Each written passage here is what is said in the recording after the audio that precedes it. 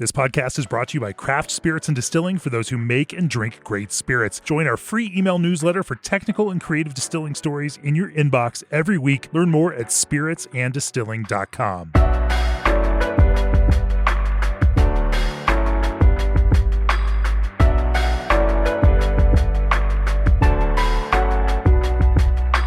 Hi, welcome to the Craft Spirits and Distilling podcast. This is episode 8, and I am your host, Molly Troupe.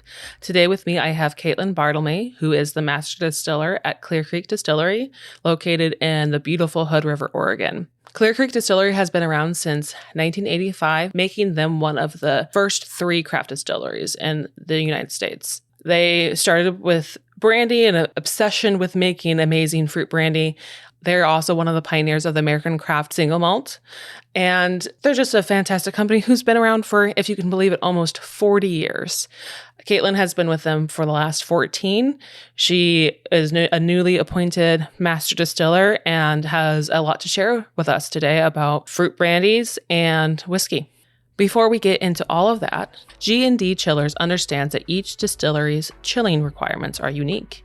On every distillery project, G&D offers the front-end design and engineering your team needs at no cost to you. Rebecca Harris, president and head distiller of Catoctin Creek Distillery, recently shared, "Service after the sale is what really separates the quality of a supplier relationship. G&D Chillers has always been a phone call away when we needed them. For a small business like mine, that partnership makes all the difference. Whether you distill batch by batch or in a continuous operation for more than 30 years, G&D has had the proven solution. Visit them today at gndchillers.com. And for over 11 years, ABS Commercial has been your full-service equipment manufacturer, designing quality distillation equipment ranging from 50 liters to 5,000 liters. Whether establishing a new distillery or expanding into a brew distillery, their team of experienced engineers and designers work with you to develop customized distilling solutions. With their consultative approach, they tailor to your production capacity, space constraints, and budgetary considerations to help you create quality crafted spirits. Contact them today at sales@abs-commercial.com to discuss your customized distilling needs. Caitlin, would you do me the honor and tell me a little bit about yourself and your journey to distilling? Absolutely. Molly, thank you so much for getting in touch and inviting me to be on this podcast. I'm so very excited to have this chat with you. I've been looking forward to it. So I've had kind of what some refer to as a direct line to exactly where I'm sitting in this chair right now. It certainly didn't feel like that at the time. I don't feel like any time when I was growing up that I was like, yeah, I'm going to be a master distiller. But when you kind of lay the timeline all the way out, it does really super line up and seem to make a lot of sense. I grew up a 4th generation wheat farmer in Eastern Oregon, and I was my dad's right-hand man, for lack of a better term. I think I started working for him when I was 7 because I could crawl into tight little spaces and I had nimble little kid fingers for all those the bolts and nuts and dropped wrenches and stuff when you're working on equipment on a farm or climbing under equipment. So I've been working on old equipment and doing weird repairs and learning on the job for a very long time. And when I was in middle school, like dads are wont to do, they eventually find their way to fermenting stuff. So it's a pretty traditional dad story in that he started fermenting stuff in the basement. And what he was making a lot of fruit wine. So he was making raspberry and cherry wine, and he made a strawberry rhubarb wine that everybody loved. And the more he learned about fermentation, the more interested he got. And he started buying books on winemaking and then moved towards making, real actual wine. Not that fruit wine isn't real, but grape wine that we all know and love, right? And because I was his assistant in all things, that meant that I was in the basement, squishing fruit with my hands. And so I cut the fermentation bug as well. And, for better or for worse, eventually my parents listened to all of their friends when they told them that they were really good at this whole winemaking thing and they should go pro. And they started a winery when I was in middle school and planted a couple acres of grapes. And we were the first farm to bring in a non-cereal crop into that area of Oregon ever. There was a handful of cornfields, but not many. It was mostly soft white wheat, as far as the eye could see, and with the occasional maybe oats and the occasional maybe barley. But it's big soft white winter wheat country. And so there was a lot of challenges there. And, not only was I learning how to start a small business, I was learning how to do vineyard management. I was learning all of the policies and politics involved with, bringing in a non-traditional crop and the licensing and everything that goes, county, state, and federal government level in order to start an enterprise like that. And my parents were always going to, every parent wants to do better by their kids than their parents were able to do for them. And so they didn't care what I went to college for, but I was going to college. And lucky for me, Oregon State has one of the premier food science departments here in Oregon. And so it was a no-brainer. In fact, I'm such a monster, I didn't even bother to apply to any other college, which I got in, so that was great. But when my parents found out that I didn't even bother, they were like, "Oh, where else did you apply?" And I was like, "Why would I apply anywhere else?" They're like, "Oh my God." I mean, when you know, you know. We applied to one place, and I'm like, "Yeah, that's where I'm going." I don't understand. Like, why would I waste my time applying to other schools? Right. Anyway, so hooray, I got in. Got out of that tight spot. And then in my time in the food science department at Oregon State, I initially started in the viticulture and enology program, and then decided, I'm not sure if I want to stay in wine. Maybe I want to just kind of learn about everything. And so I changed to fermentation. And as a part of that degree program, you have to take a class called Intro to Beer, Wine, and Spirits. And it was in that class that I realized how incredibly little I knew about where spirits came from. At that point in time, I'd been working in a winery for quite a bit of time. I understood how beer worked. I understood how wine worked. And the thought never occurred to me that how spirits worked, I guess. And at the time, there just wasn't that wealth of information that we have at our fingertips about distilling like we do now. There weren't Discord groups, whiskey nerd groups. There wasn't really even that much information on the website about well-established brands, right? The amount of transparency that a consumer expects now from any whiskey brand, whether it be large or small, is so night and day, even in my 14 years in this industry. And so really the only option for me to learn more about distilling was to get a job at a distillery. And so my last term at Oregon State, I sent a resume and a cover letter to every distillery in the greater Pacific Northwest area, which at the time was 12. And that same geographical region now has over 200 craft distilleries 14 years later. So it just really goes to show how much we've grown in such a short amount of time. And it was a huge honor that Steve McCarthy hired me the day after my last final at Oregon State. So a total absolute blessing to not only have been hired immediately after I graduated, which was already a big deal for those of us that graduated between 2008 and 2011, but also to be hired in my field of choice was even more rare. Your friends must have been so jealous. Yeah, no, absolutely. In a great way. The food science department is small. I think there was only 35 of us that graduated that year. And there was a number of people that were still trying to find a job in their, chosen industry, a year, 18 months later. So, right. Absolutely a gift, not only to be hired by Steve McCarthy, the grandfather of American single-malt and craft distilling himself, but to be hired so quickly as well, like huge. And I've been with the brand ever since. I've worn just about every hat at this point in time with Clear Creek, and then went through, got to learn from Steve, went through the acquisition by Hood River Distillers, and then went through the move from our Northwest Industrial location in Portland to our new facility here at Hood River.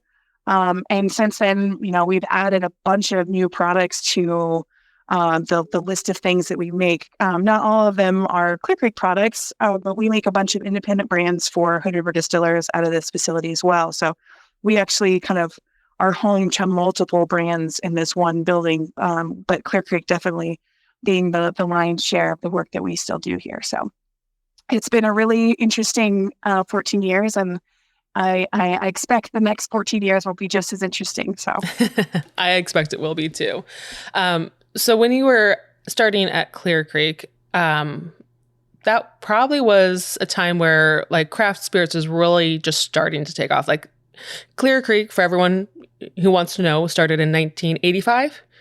Yep, 1985. 1985. The third craft distillery in the country behind Germain Robin and St. George. So like icons of our industry. And I mean, they were around for a long time before really craft spirits did start to take off. So you've got to see a lot of that journey.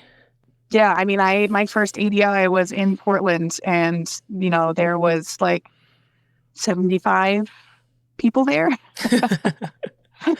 Steve was the keynote speaker, so that was I think that was one of the reasons we all got to go. We all got to go to the dinner and watch, and Steve gave his speech.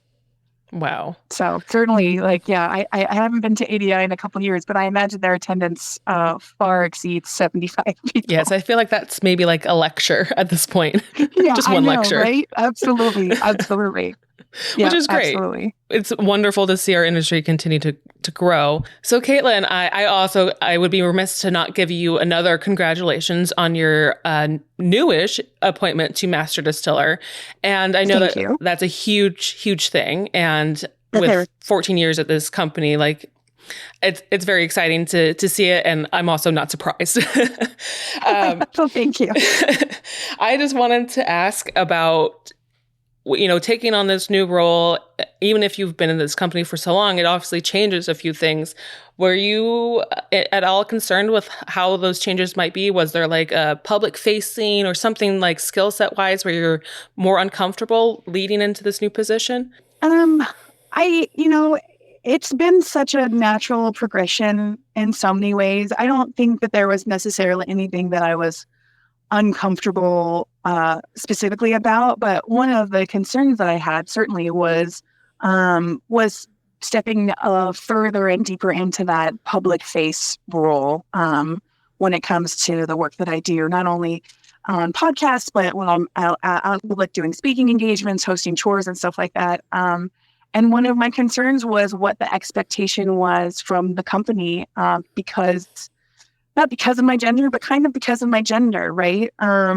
And so it was really important for me to talk to leadership very early on and be like, what is your expectation? Because I've been boots on the ground, and I refer to myself, but much to their chagrin sometimes, I think, as being a dirty under the stairs kid, because we are a small team of three, right? It's Garrett Trotter, Everett Rubin, and myself, and we managed to pull all of this work off in this facility, just three of us, and that takes a lot of dirty pants and a lot of loads of laundry, and I wanted to ask them, kind of point blank, is the expectation going to be of me because of my gender that whenever I go and do these events, do I need to be, full face of makeup, hair done, high heels, dressed, the whole 9 yards? Because and don't get me wrong, I love wearing heels, but it's not necessarily practical for some of the things that we do when we're out working events and stuff like that. Mm-hmm. And I didn't think that it was really who I am as a master distiller, right? I haven't been a dress and heels. And if you are a person that you're into that, like absolutely go nuts. But, in these 14 years, I show up to work in work boots and men's carpenter pants, because I actually do use the hammer loop on my pants fairly regularly. And a comfortable black polo shirt, right? I look professional, but it's going to be totally normal if I'm climbing under a tank or spraying a tank off or climbing inside the tank to clean it, or I'm shoulder deep into a still and I'm covered in grease and grime and who knows what else. And those are the clothes that you need for the job. And it was really awesome to hear that was not their expectation of me at all. In a world where, master distillers for multiple brands, give speeches and keynotes and tours, wearing their work clothes, wearing a pair of carpenter pants, work boots, and maybe a long sleeve button up flannel, it was nice to know that my gender wasn't going to change that for me. Mm-hmm. So certainly I wear the nicer version and the fresh out of the package version of my work clothes. And don't get me wrong, I do love wearing a pair of high heels and a dress from time to time. But yeah, one of the big concerns in moving into that public face was if there was going to be some specialty gender role or look that I was going to be compelled to fit into, even though that's not the authentic me, and that's not what I've been in my role with the company so far. So my gender doesn't matter to me. My gender doesn't change the way that I do my work, but I also know that representation matters. And that was one of the reasons why I wanted to confront what could have been a double standard head on, because it's an absolute honor to be a master distiller. And I wanted the opportunity to be an authentic myself version of a master distiller, and not maybe an idealized or assumed version of what that could potentially look like. So yeah, I want it to be easier for every woman that comes behind me. I want to do everything that I can to represent not only myself and my gender, but I don't want to be stuck into a rut of the crowd mentality where it was a really long haul and struggle to get where I am now.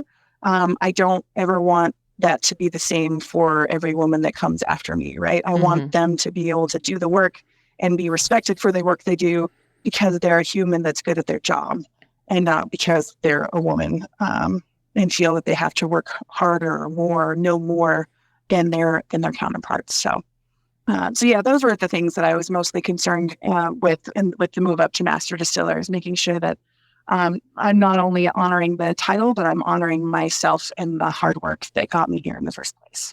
I love that. And there's no way to encourage women or anyone to be authentic than by living yourself authentically. Absolutely. Yep. Clear Creek has been around for so many years. And of course, they got their start with fruit products. That's their bread and butter, so to say. Let's talk a little bit about working with fruit.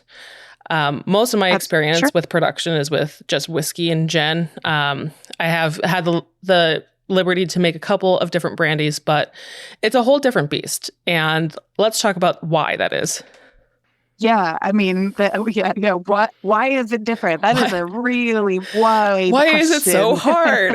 Yeah, why is it so hard? The first real difficulty, and to my mind, the largest difficulty still for brandy has nothing to do with the nuts and bolts of production, and more has to do with consumer education. Mm-hmm. I've been teaching adults how to drink alcohol for 20 years now. And we still, with brandy and also the burgeoning American single malt category, the big struggle is always consumer education, right? Prohibition only lasted 13 years, and yet it's an amazing amount of cultural information that Americans lost about their drinking culture in that short period of time. And for some reason, Americans chose, and I will caveat it and say Americans other than like Wisconsin and Michigan, because I say this in tours sometimes, and then there's usually, every once in a while, there'll be one or two faces in the crowd, and they'll look at me like, what are you talking about, strange woman? We know what brandy is, and we love it. Old fashions, of course. And then I will point them out and be like, are you from Wisconsin or Michigan? And they're like, yeah, how did you know that? And I'm like, oh, because you don't know what brandy is. And everybody else here understands how scary that is. Exactly. But brandy got redefined in the United States as this kind of like snobby, expensive, spirits that tastes like the inside of my grandmother's purse. And that's not what it is at all. It's actually this really wonderful, agrarian product, right? Like it's fruit directly translated into brandy. And it's not sweet, and it's not, it's not highbrow. It's really the spirit of people. And if you go back and look at brandy throughout time, like that's exactly what it is, right? It's what you would do with the leftovers of the harvest. You would try to store it, you would turn it into cider, you dry it, you turn it into pies, you make it into wine, you try to do everything that you can. But inevitably there's always going to be some left over, and distillates obviously store a lot better than ciders, and definitely a lot better than whole fruit. And pie. And so it was just the natural, and pie. So it's just the natural progression of what you would do with anything that you could potentially grow to save those calories and to preserve that harvest. And fruit, distilling fruit and fermenting and distilling fruit, that's the easy part. But educating consumers and American consumers that brandy isn't a scary word, and that it's something that deserves a place on their shelf and in their cocktails, and for an after dinner digestif, like that's the hard part. But what do you find as the best way to like convince someone to give it a try? What's the most convincing argument you can give? I guess it just kind of comes down to reading the person. It doesn't matter whether it's a trade show event or a consumer event, or even tour. Like in tours, I'm pouring everybody everything. And so they're going to have a glass of it in front of them. Whether they choose to take a sip, that's up to them. But usually if I can find a way to sweet talk them into trying one thing, and then all of a sudden this light bulb moment goes off where they're like, oh, okay, now I understand the word brandy now. Like if I was just to be like a huckster at a carnival and be like, yeah, get your brandy here, try your brandy, like everybody would just walk by, right? But in a tasting event, people are looking around. And generally speaking, because we have so many products, the HRD portfolio is so vast, and we're usually pouring quite a few things at any one of these events, something will catch their eye, and then they'll be like, oh, yeah, I'd like to try that bourbon because everybody understands what bourbon is. And I'll be like, I want you to try this bourbon, but could you do me a favor? Could I sweet talk you into trying this pear brandy? And it's like, and you can yell at me if it's terrible, and then I'll tell them all about the pear brandy and how we make it and why we make it. I'll tell them that it's a 3-person production crew, and everything, all the raw materials for the distillery comes from within 200 miles of the distillery here in Hood River. We process over 1 million pounds of Pacific Northwest fruit into fruit brandies and liqueurs every year. And if that doesn't convince them, I don't know what will. But if I can get them to try one sip of pear brandy or one sip of apple brandy, and then that they have that moment where it's like, oh, cool, it doesn't taste like a dusty grandmother's purse. And like, wow, this is beautiful and crisp and sharp. I want to learn more about this. And, oh, it looks like they have some other ones on the table. My conversion rate is pretty good. I just have to convince them and twist their arm to get that, to try that first sip. Oh, I love that. I love that a lot. Hold that thought for just a second. We'll be right back. If you're planning a distillery or brewery launch, adding a distillery to your brewery, or considering purchasing an existing brewing or distilling business, then visit breweryworkshop.com for more information about the Brewery and Distillery Workshop, brought to you by Craft Spirits and Distilling and Craft Beer and Brewing. Over 4 days, you'll learn what it takes to get a successful craft beverage business off the ground through panel discussions, working group sessions, technical tours, and more. Get your ticket now at breweryworkshop.com. So I'm really interested too, like obviously brandy and consumer education is a challenge.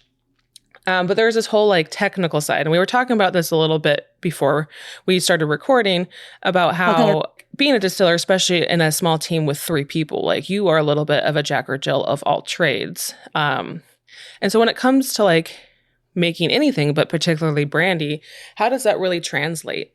Oh, what, into like the things that I know, or what? Well, brandy and fruit in general, right? There is like the seasonality challenges. So you're kind of constantly juggling. You have the logistics of fruit picked, delivered. You're doing all these different like tasks that one wouldn't maybe associate with a distiller when you're on a small team. That's kind of the role you have to play in order to get the job done.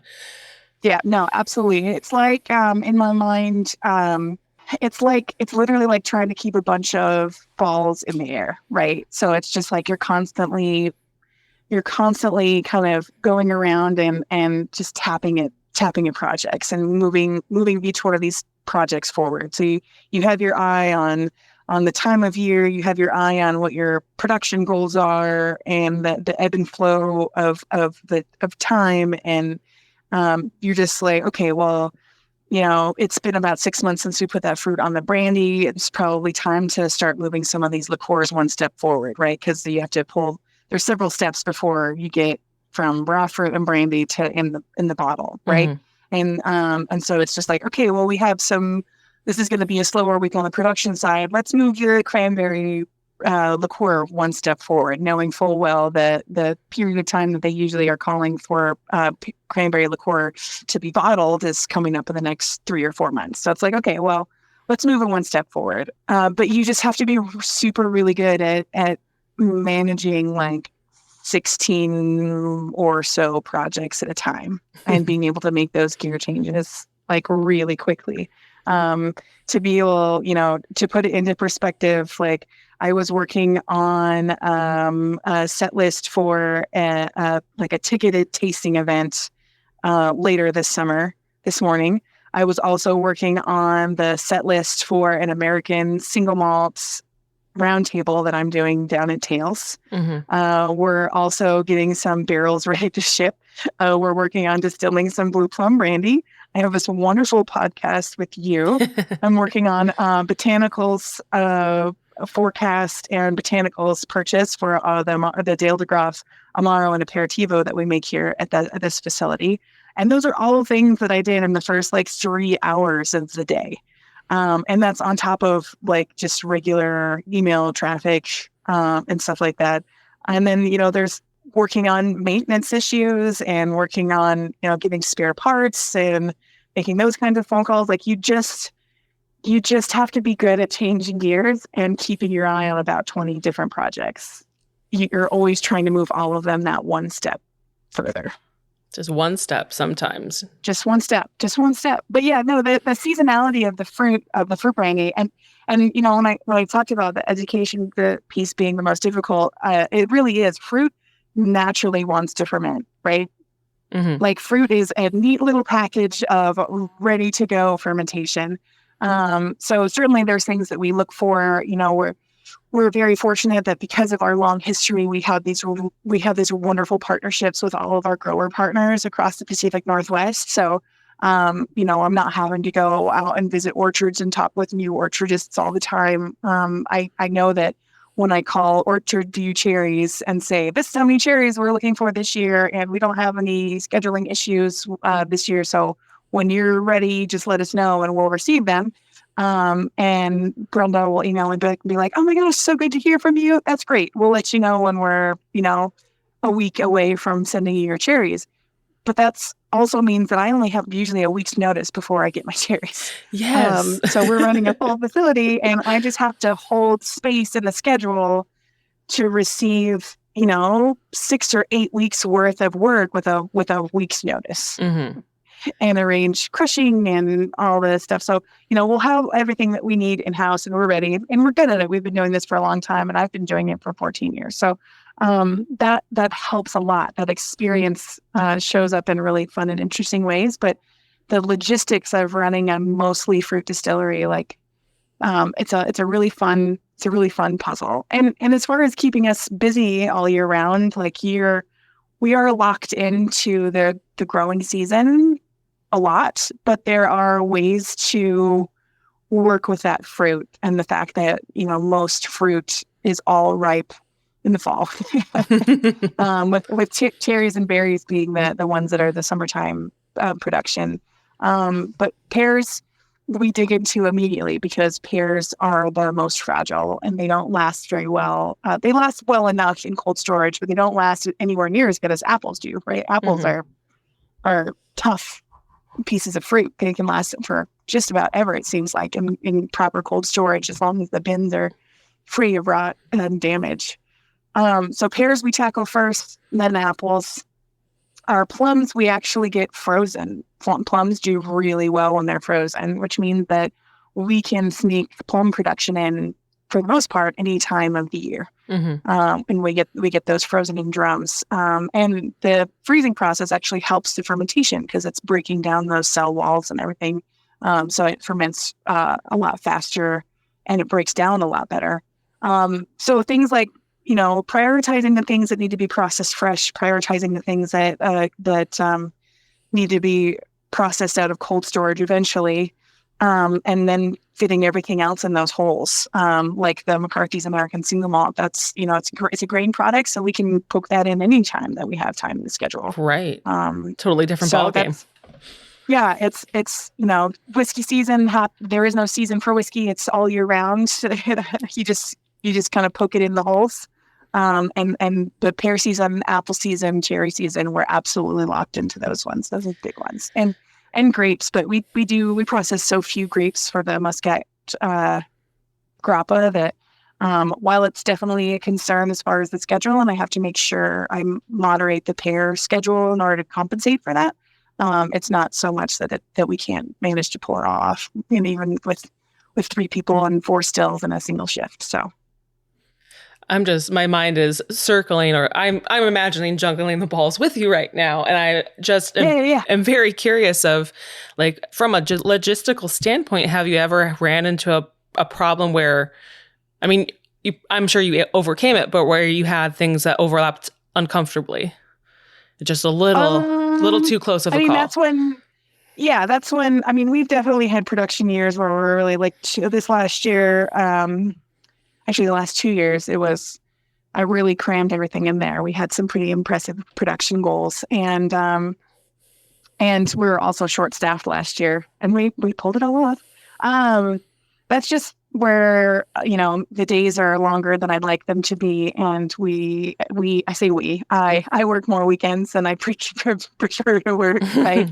If you get sideways on the schedule and you need take space and you've got fruit barreling down at you on the schedule, it's like, well, I guess I'm going to do a 3-cycle day on Saturday. And, we avoid that at all costs. It's a really great way to burn out staff, to be on that side of the production schedule too often. So we really try to keep it to 5 days a week in one shift, especially with 3 people, like to stretch 3 people across 2 shifts, especially when we're doing whole fruit fermentations. Like, it's not something that we can keep up long term. Yeah. That's what there. Bartlemay works weekends. That's what happens when she gets too greedy on the schedule. So that's the mark of that's what it looks like to be a good manager. It's like, if it's my fault that we're overdone, then it's going to be my work that saves the day, right? I'm never going to ask somebody to do something that I'm not willing to do first. So when it comes to, going shoulder deep in a floor drain to unclog it, or having to work a distilling shift on a Saturday, like, I'm always first in line for those. That's true leadership right there. And I'm clogged floor drains. That never happens, right? Things always work when you're a distiller. You never have any kind of boiler failure or overflow. That's the one true. That's the if you really want to completely sideline a conversation between a bunch of distillers, bring up drainage, just floor drainage and plumbing, and you'll see everybody take a moment and pause and relive so many nightmares. Yeah, I'm having a flashback right now to each other. Yeah. Oh yes. I at a facility, it was below the water level was below, and so things would settle there, and that's just not what you want. And I don't want to speak too much more about it because I don't want to live that experience. No. But yeah, no, for sure, I get it. It's the little things. This is the juiciness of being a distiller. It's not all it's not. What sort of horrors have you seen or smelled? Yes. Oh, the smell of a bad drain. Yes. That could be a whole other podcast, really. What are the distilling the horrors? Right. One of these days. Yes, I love that. So you have this product. You've battled through the season. You have a distillate. I guess just to go back a little bit, one of the things that I found in my own exploration of brandy too is the importance of pH for the ferment that you're making, and how that kind of fits in with distillation. Can you talk a little bit about that for certain products? We are very fortunate, and the things that we buy have the pH they need to have. We've never had, and we're doing whole fruit fermentations, which does change that a little bit, right? So pH definitely for wine and apple cider, absolutely. But because we're putting all of the fruit in there and not just the juice, like the pHs are totally suitable for those fermentations. The nutrients are also fine. A lot of times with apple cider fermentations, you really have to keep a really close eye on your nitrogen levels and some of your nutrients, right? Because there's just not a whole lot. And especially if it's a filtered apple juice that you're using to make your cider, because then there's not even any material in there for the yeast to flocculate on. And so then it becomes a fermentation problem because there's nowhere for the yeast to suspend within that liquid volume. And then it's all trying to ferment on the bottom and things get kind of wonky. So because we're doing everything from whole fruit, a single whole piece of fruit really does want to be alcohol. Everything that it needs is there. And so, yeah, we keep an eye on it because certainly we don't want our yeast to be overly stressed, but yeah, we're not having to do any pH corrections, for any of our ferments. That's great. They just go like gangbusters. Yeah. Yeah. We're much more concerned about making sure that we're getting the best fruit that we can. And that we're doing well by our farmer partners. Those are the, and then the logistics and everything, we just do our best with that. So great. And you get really good at finding creative solutions. Always really good at creative solutions. One time, when we were in the Portland facility, we ended up with way too many Muscat grapes. Through a communication error with our grower, and we didn't go back on it. We didn't have to make Muscat grappa for a really long time, but we literally ran out of we were doing open ferments of Muscat in bin liners on the crush pad floor. Oh, wow. Wow. Because we ran out of tanks. Oh my gosh. That must have been a sight to behold just walking in there. We managed to find enough bin liners that we were able to do it in the bin liners. And this was back in this is before HRD. So it would have been in 2012, 2013. So ancient history. But we nearly had to ferment in 5-gallon carboys. That's how down to the wire it was for fermentation speed. Oh my gosh. That's when you go to every home brew shop and just like, please. No, for sure. For sure. Yeah, no, we made it happen. We didn't actually end up putting grapes in 5-gallon carboys, but it was a near miss to say the least. So, oh my gosh. But yeah, no, it absolutely it's something we keep an eye on, but whole fruit just wants to be alcohol. So I love it. I love that for fruit. So you have your distillate and you start aging. I know not all of your distillates do a barrel aging process, but they do some kind of rest. Let's talk a little bit about the differences there, dependent on the brandy, and then the cooperage selection that you guys do. And then at the end of this, love to talk about blending for seasonal changes and stuff like that. So as far as the difference between, what we do for unaged spirit versus what we do for aged spirit, for unaged spirit, we regardless of whether or not it's a Clear Creek fruit brandy, or if it's our Timberline vodka or Lewis and Clark premium vodka, we are sticklers about at least a minimum of a 1-month attenuation period. The act of distilling on a molecular level, it's really violent, right? We're heating it up, we're boiling it, and we're ripping that ethanol out of that substrate, cooling it down really fast. And so if you just were to bring it down to proof and bottle it right after distillation, like you would be able to taste all these weird rough edges in that spirit because it just hasn't had time to like literally have a breather. And so we are absolutely steadfast on at a minimum of a 1-month attenuation period. And what that does is it allows some of the more volatile compounds that we weren't able to scrape out in our heads cuts to just kind of wander away from those tanks. But it allows all of those flavors and aromas to get used to their new solution, right? They just went from something that was much lower proof to something that's higher proof. And alcohol and water have some really interesting reactions on the chemistry side of things. And so allowing a month's worth of time for those chemical bonds to take place, you not only does the spirit itself taste fresher and cleaner, but the mouthfeel of that liquid is also much rounder on the palate. It doesn't have those weird, wonky, sharp edges. Like it's kind of confused what it wants to be. So for the clear spirits, at least a month. Generally speaking, just because of bottling schedules and logistics and time and everything, just by nature of how our business runs, everything needs to be here for at least a month before they're ready to bottle it down to bottling plant. And then for the aged products, for the Clear Creek products, we have a 2-year and 8-year apple brandies, again, made from whole fruit. So lots of differences between Calvados and our apple brandies, other than it's not made in Normandy, obviously.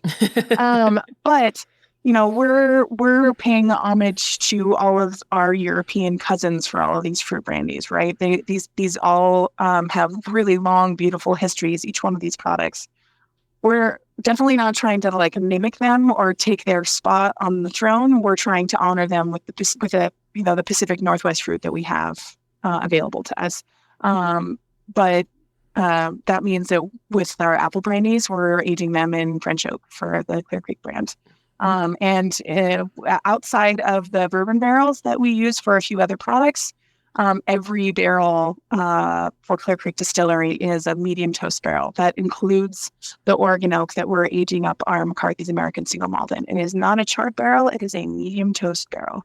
But the apple brandies are in proper French oak casks, aged for either 2 or 8 years, because that oak, that barrel aging is it's so important.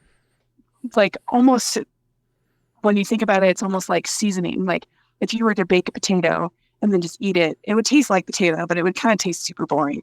But if you put a little bit of salt on that baked potato, oh man, does it taste even more like a potato.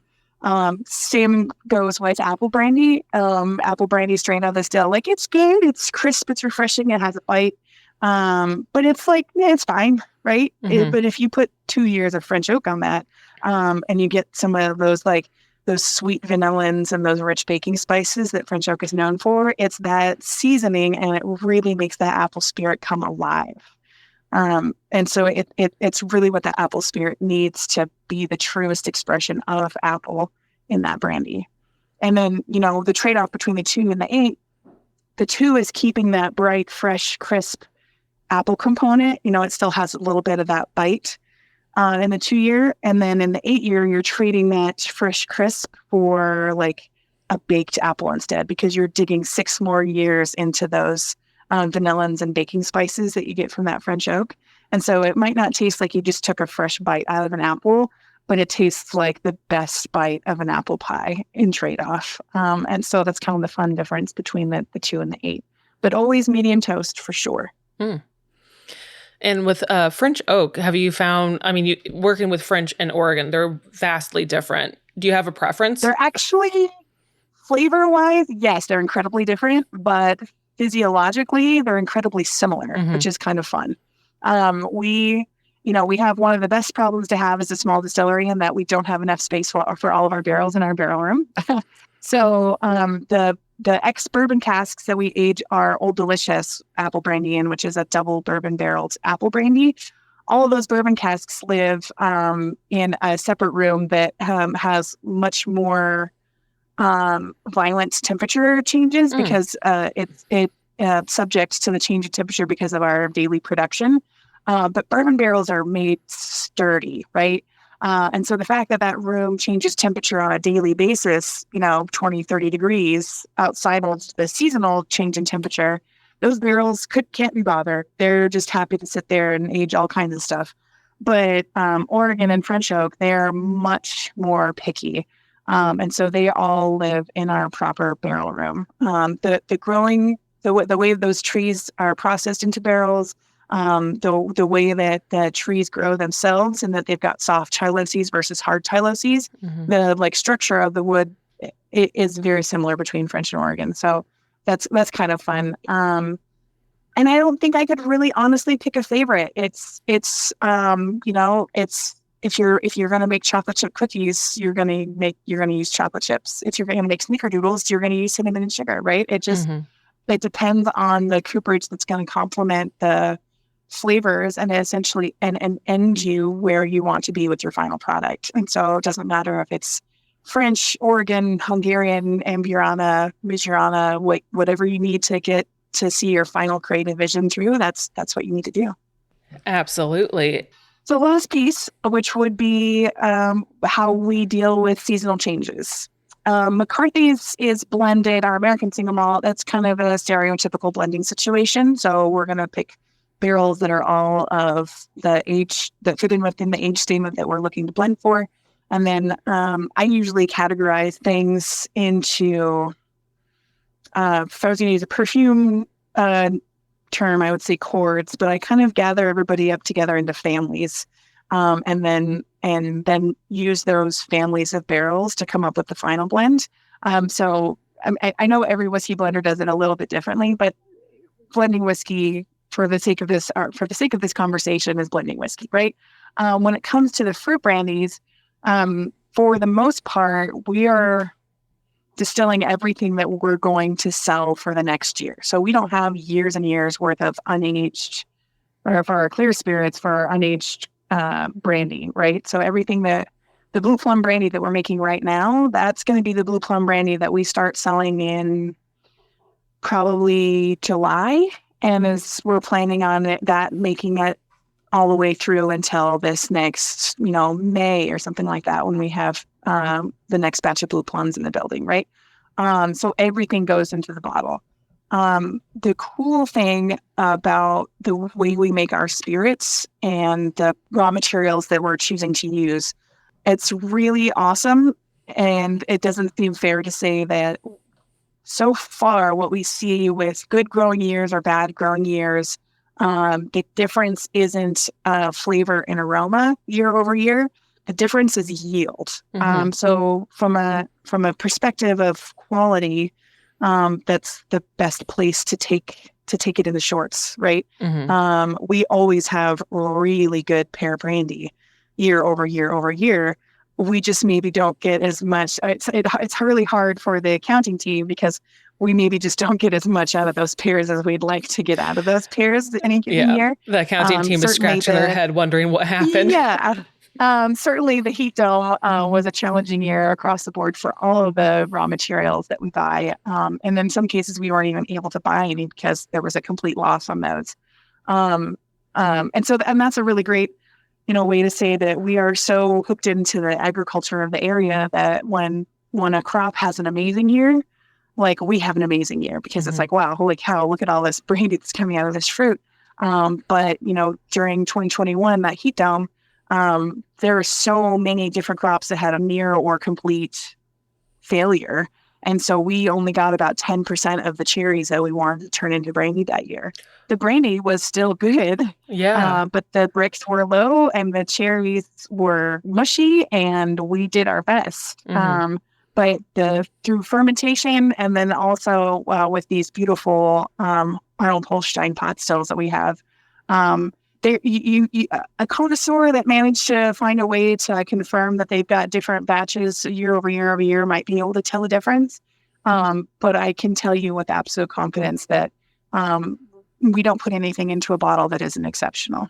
And so far, we're very fortunate that on good years or bad, the quality doesn't suffer, the quantity does. So, for instance, like these cherries, your distillation parameters must drastically change to kind of compensate for that difference, right? Oh, like the settings on the still? Yeah, like usually it's a time thing. It will change the length of the run. Yeah. Because if the fermentation is weird, as the fruit is off, the viscosity of the mash will be off, and then your heat transfer is better or worse. And then also depending on how well the fruit breaks down. If it's a wonky year, the fruit doesn't break down as well, so it's a thicker mash, and then there's usually less alcohol in it as well. So the time input is where that challenge is.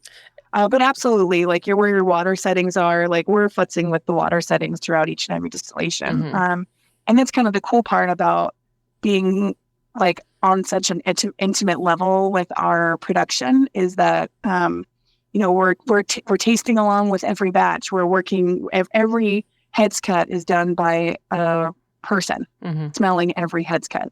Every tails cut is done by a person tasting a tails cut. So we make incredibly tight cuts, and it's absolutely precision made. And we have, so like if our stills are running, somebody's in there running the stills. Like, it's not a set it and forget it, walk away, come back the next morning situation. Like, it is, you have to pay attention and you have to make those small changes. And that's what translates into nearly 40 years of exceptional quality. Definitely. I can't, I'm just, racking my head thinking about how you could ever attempt to automate that. And it just doesn't seem like there's a great way you would go about it. Even just thinking about it makes my skin crawl. Right. The idea of trying to automate a pear brandy distillation, like, look. Are these the questions that keep Caitlin up at night? No. Yeah, I'm not too worried about having to scale us to the extent that we're automating pear brandy production. Please, for anybody listening to this, please prove me wrong and buy so much pear brandy that I need to find a way to automate this facility and grow it that substantially. But yeah, I'm not too worried about pear brandy becoming the next big hit, million cases a year spirit. I have hope in my heart for that, but I agree with you. I think it's a harder sell than potentially, your single malt, which has been one of the most iconic. I mean, it's the OG for American single malt, and the story is just beautiful. I'd love for you to share it. The whole inspiration, how we became the first American single malt. Let's dive into it. Yeah, I'm here for it. I'm ready to go. I can do this. I was born for this. Perfect. Okay, so I'll back up just a half a step because it is important to the story. So Clear Creek Distillery, like you mentioned earlier, founded in 1985 by Steve McCarthy. He had traveled the world with a different company he owned called Michaels of Oregon, which was a outdoorsman sports gear company. And he grew that substantially into a multinational company. And with all of his travels, had fallen in love with all these beautiful European fruit brandies. He sold that company in his 40s for what he called a sack of cash, and then found himself I know, right? Wouldn't it be awesome? But he found himself at loose ends. And Steve was an incredibly intelligent man. He actually, had his degree. He got a law degree. Steve made an attempt to climb Mount Everest, and then had an article picked up by Sports Illustrated about it. Like, he was not a man to just sit down and cool his heels. And what he did know for sure was that he so wanted to drink pear brandy. And an arm of his family tree still grows to this day, Bartlett pears here in the Hood River Valley. And as it turns out, Bartlett pears are the same as the Williams pear that make the Williams pear brandy over in Europe. Ask me more about the fun history of the Bartlett v. Williams pear, because I love telling that story. It's hysterical. Anyhow, and so he was like, well, I can't find this pear brandy that I want to drink, and I can't import it either. Well, why don't I just figure out how to make it? And so he's like, yeah, whatever. I'll just start a distillery, the third craft distillery in the country. So he bought these beautiful Arnold Holstein brandy stills from Germany, and then paid York Rupp from St. George to come up here and train him on how to use them. And that was pretty much how we came to have all of the products that Clear Creek makes to this day, right? Mm-hmm. We make them because we can and because we wanted to, and because we want to honor all of the raw materials that we have at our fingertips here in the Pacific Northwest. And so that story really is the reason that we happen to have the first American single malt. There is no moment where Steve was like, I'm going to start a revolution and I'm going to be the first American single malt. I would love to tell you that he was that forward thinking, that he saw where we are now. What really happened was he was on a trip to Ireland with his wife, and they were going hiking, but it turns out it was far too rainy to be able to go hiking. And the cabin that they were staying in had a vast collection of Scottish single malts in it. And so with nothing really better to do, they availed themselves of this collection. And that's where Steve fell in love with the single malt category. And he's like, all right, well, I've got this brandy distillery back in Portland and these stills. And certainly there's barley that grows in Oregon. And I know there's going to be peat somewhere in Oregon. Wouldn't it be awesome if I could come home and make an Oregon single malt? because I'm already making the pear brandy that I love. Why don't I make the whiskey I love as well? And so that's what he set out to do. And in the early 90s, we were in the early stages, but the roaring stages of the craft brewing boom. And so there was a few small craft malt houses that were around in the Portland area. And so he approached them with this great idea that we were going to make this peat malted barley from Oregon. And unfortunately, the answer from all malt houses was absolutely not. Because as soon as you introduce peat reek into that system, every craft beer that came out of Portland would be a little smoky and a little peaty because it's impossible to clean out. Mm-hmm. And so the only way to see through his vision was to import that peat malted barley from Scotland, which is what we still do to this day. We would absolutely love, and may or may not be working on, an idea to see his original creative vision through and have it be, Pacific Northwest barley and Pacific Northwest peat. But McCarthy's tastes the way it does because it's made with that 100% peat malted barley. So that's what we continue to do. It was groundbreaking in a lot of ways. Not only is it the first American single malt, first distilled in 1994, first released in 1998 as a 3-year-old, but we're also distilling it in a single pass instead of a double pot distillation. It's a single pot distillation on our German brandy stills because that's what we have, right? They're hybrid pot stills, a pot with a short 5-window column on them, which means that we're able to get, 148 proof whiskey from wash in a single pass. And they're also 100% copper. So the two things that you get from that, one is an immense amount of copper contact on that spirit. And so we're reacting out most, if not every, sulfur compound that happens to be in that, which is quite a bit when you're talking about a heavily peated malt. There's a lot of sulfur compounds that come through like a burning tire. And McCarthy's doesn't have those notes because it's a single pass, 100% copper pot distillation, hybrid brandy still distillation.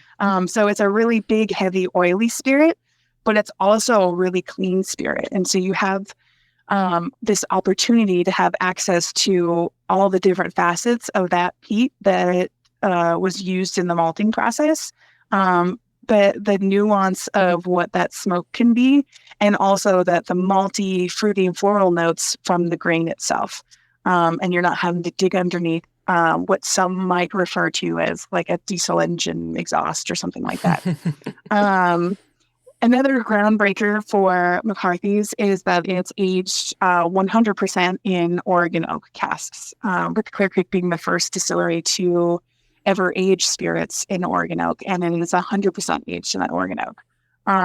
So we really, we are breaking the mold a lot, but really there is no mold when it comes to American single malt, which is why it's such an amazing category. But certainly taking some big side steps from what would be considered traditional from a Scottish single malt perspective with McCarthy's. I mean, when you guys first started this project, I know Oregon oak has existed for a long time, but were there casks readily available? Is this something that you had to? Yeah, so we've been working with Oregon Barrel Works since the very beginning. Rick DeFerrari down there in McMinnville is amazing.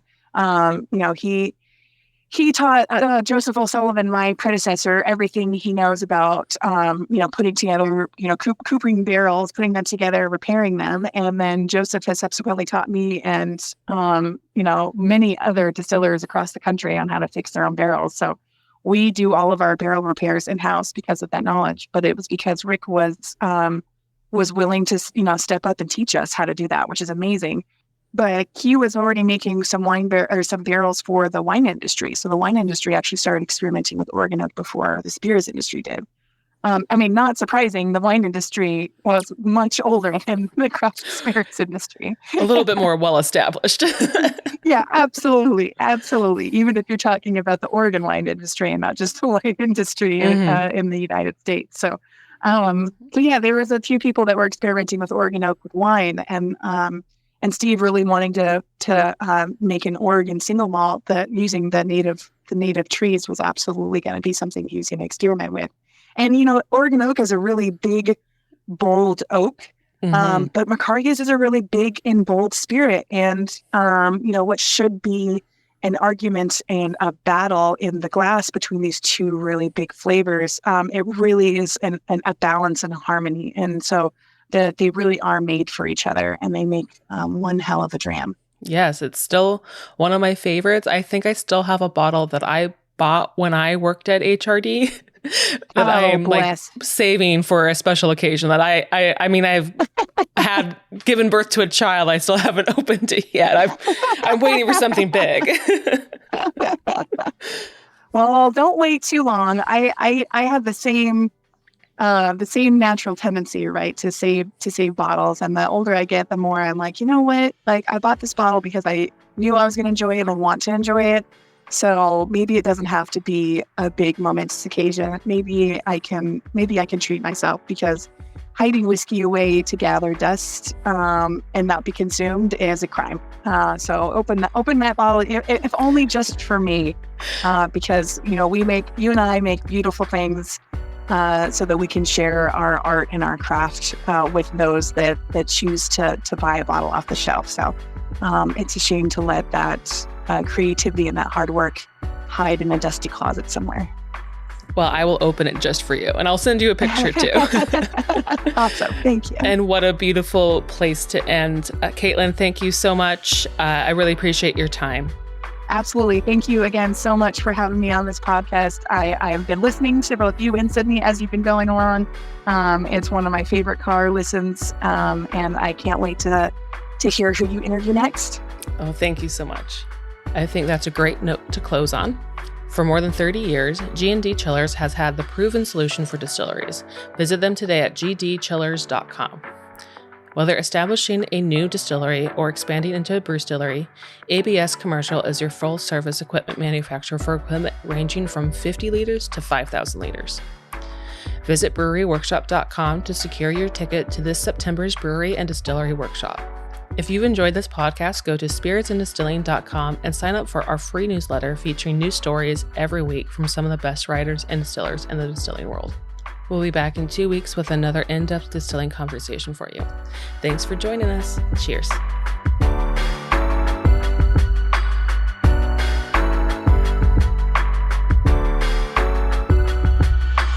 This podcast has been brought to you by Craft Spirits and Distilling, for those who love to make and drink great spirits. Join our free newsletter today at spiritsanddistilling.com for pragmatic, technical, and creative distilling stories in your inbox every week. Sign up now at spiritsanddistilling.com or click on the link in the show notes.